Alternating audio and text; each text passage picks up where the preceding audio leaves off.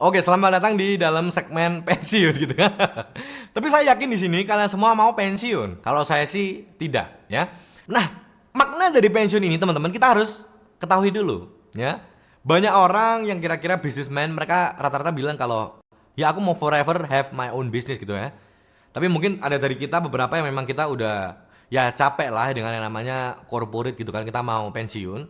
Boleh jawabannya silahkan. Sekarang pertanyaannya adalah bagaimana kamu mau mempersiapkan pensiun kamu gitu ya. Kamu mau pensiun dengan yang benar-benar kayak wah bebas semua atau pensiun yang gimana gitu kan.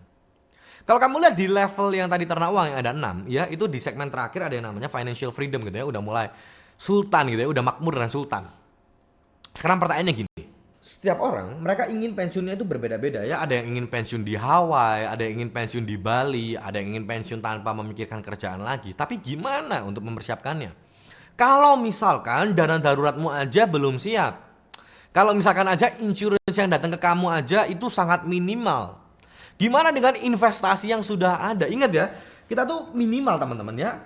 Kita tuh punya yang namanya rasio, namanya adalah AI ya, investment asset to net worth, NW ya, itu minimal adalah 50%. Jadi kamu lihat nih sekarang aset investasi kamu itu ada berapa gitu kan, dibandingkan dengan net worth kamu, aset dikurangi liabilitas itu ada berapa. Kalau masih kurang dari 30%, ayo mulai disiapkan dari sekarang. Ayo gitu ya. Kalau misalkan kamu sudah lebih dari 50%, coba dicek kira-kira aset ini kalian fokuskan untuk berapa lama gitu kan. Yang sudah khususkan, yang sudah dikhususkan untuk dana pensiun itu sudah berapa. Jujur saya sendiri memang investment to asset rasionya udah lebih dari 50%. Tapi untuk hanya fokus di dalam dana pensiun saja itu masih kurang sekali. Saya masih prioritaskan aset-aset investasi saya itu untuk rumah dulu yang pertama kalau saya ya kan. Tapi buat teman-teman sekalian di sini yang sudah memiliki rumah atau mungkin yang sudah mulai memikirkan kapan mau pensiun atau anaknya sudah bilang, "Ma, kapan mau pensiun?" gitu kan. Harus mulai dipersiapkan dulu gitu kan. Kita bisa juga konsultasi portofolio di Ternak Uang ya, bisa langsung ke sana. Tapi yang harus kita lihat adalah kalau less than 50, kalau less ya, harus gimana? Mulai harus disisihkan. Sekarang sisihkannya gimana? Gitu kan? Kamu di awal-awal akan yang namanya mengumpulkan akumulasi dan juga akan mulai mengakumulasi lagi dan juga memproteksi supaya nanti ketika kamu pensiun nanti kamu bisa yang namanya memakainya dan juga mendistribusikannya. Tapi sekarang pertanyaannya gini, kamu sekarang di posisi yang mana? Kamu mau pensiun berapa tahun lagi? Itu sudah harus kamu persiapkan. Dana pensiunnya sudah mulai kamu harus benar-benar pikirkan mau berapa. Untuk berapa dana pensiun setiap orang itu berbeda-beda. Ada yang rata-rata 24 kali, 36 kali dari gaji bulanan, berbeda-beda. Sesuaikan dulu dengan kamu seperti apa ya. Nah, setelah itu persiapannya gimana lagi sih? Persiapannya adalah mulai perketat ya yang namanya dari need want ya dan juga lifestyle-nya kalian itu sudah mulai dikurangin lah ya. Kita mulai fokus ke dalam yang namanya insurance dulu, ke dalam investmentnya kita, dan juga ke dalam yang namanya time bound. Dimana kamu harus mikirkan nih, kira-kira insuranceku ke dalam time bound yang aku mau atau jangka waktu yang aku mau kira-kira butuh berapa. Sama juga investmentku ke sini itu butuhnya berapa. Nih. Kalau kita sudah cek semua, kita mulai list. Oke, kira-kira insurance kalau saya nanti usia 70 ya kan, harganya akan sekian. Saya mampu atau tidak gitu kan. Mulai cari kira-kira kalau di usia 70 kita butuh apa? Misalkan asuransi unit link. Kalau misalkan kalian mampu asuransi tradisional gitu kan ya nggak apa-apa, nggak masalah. Nih.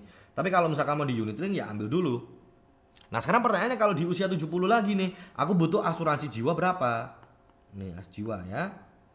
Ya, karena kita nggak mau nih ya kan anggapannya ya kita memang mau meninggalkan yang namanya legacy di dunia ini, kita pengen meninggalkan yang namanya warisan, tapi seberapa? Itu mulai harus dipikirkan lagi teman-teman ya. Kira-kira kita cek nih asuransi jiwanya kita sudah oke atau belum? Cek lagi.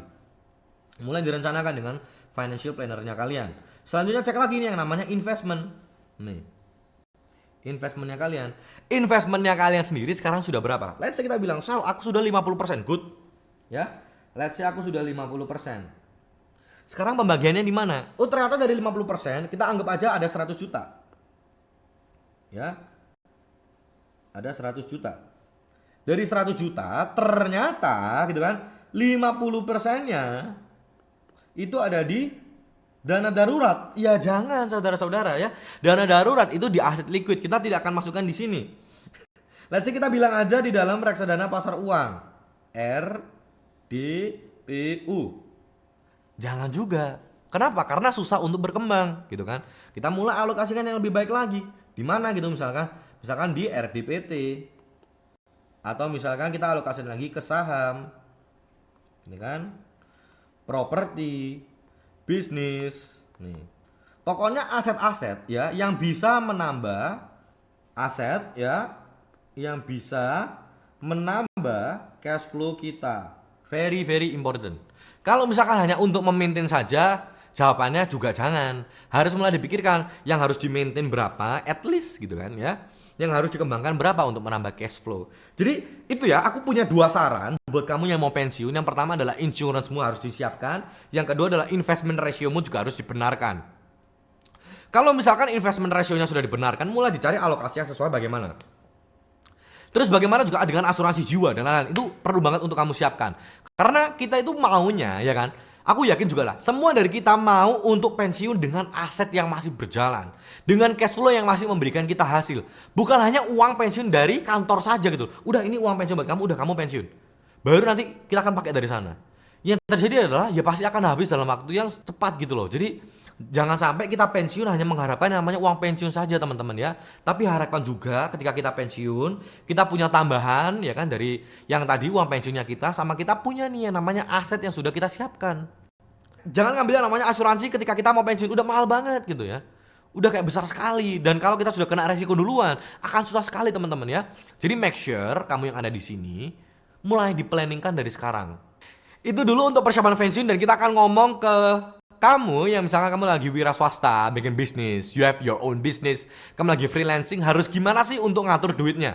Kenapa saya taruh di akhir, saya akan cerita di video selanjutnya. Stay tune.